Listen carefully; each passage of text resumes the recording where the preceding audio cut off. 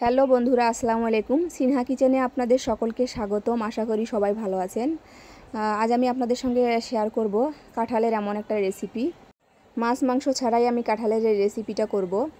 খেতে মাশাল্লাহ মাছ মাংসের থেকে অতি সুস্বাদু একটি খাবার হবে। আশা করি আপনাদের ভালো লাগবে।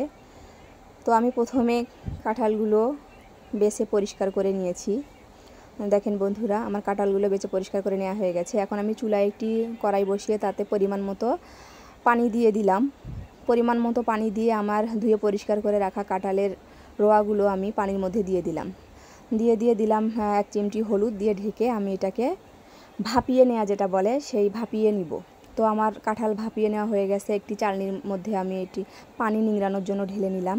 চুলায় আর একটি পরিষ্কার কড়াই বসিয়ে তাতে পরিমাণ মতো তেল দিয়ে দিলাম 2টো তেজপাতা, দিলাম পেঁয়াজ কুচি। এখন একে একে মশলাগুলো দিব। দিলাম আদা বাটা, রসুন বাটা, জিরে বাটা, ধনিয়া বাটা, আর দেব শুকনো লঙ্কার গুঁড়ো। আজকে আমি শুকনো লঙ্কার গুঁড়ো দিয়ে এই রান্নাটা করব, তাতে কালারটা অনেকটা সুন্দর হবে। তো দিলাম পরিমাণ মতো হলুদ, পরিমাণ মতো লবণ দিয়ে আমি মশলাটাকে ভালো করে কষাই করে নিব। তো বন্ধুরা দেখেন, আমার মশলাটা প্রায় কষাই করা হয়ে গেছে।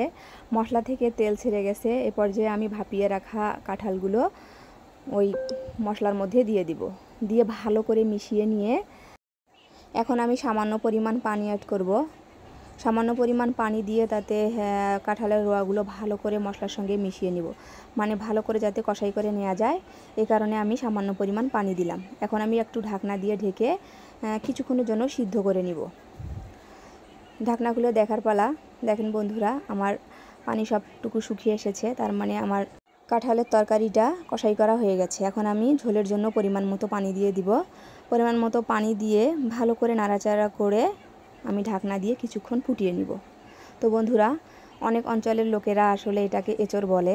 আমি আমার উত্তরবঙ্গে এটাকে এঁচড় বলতে কখনো শুনি নাই। আমরা কাঁঠালকে সবসময় কাঁঠালই বলেছি। আমার কাঁঠালের এই তরকারি রেসিপিটা হয়ে এসেছে।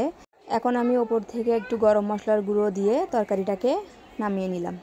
আপনাদের এই কাঁঠালের তরকারি রেসিপিটা কেমন লাগলো? ভালো লাগলে এটা লাইক শেয়ার করবেন। আমার চ্যানেলে নতুন হলে চ্যানেলটিকে সাবস্ক্রাইব করে এই ছোটো বোনটার পাশে থাকবেন।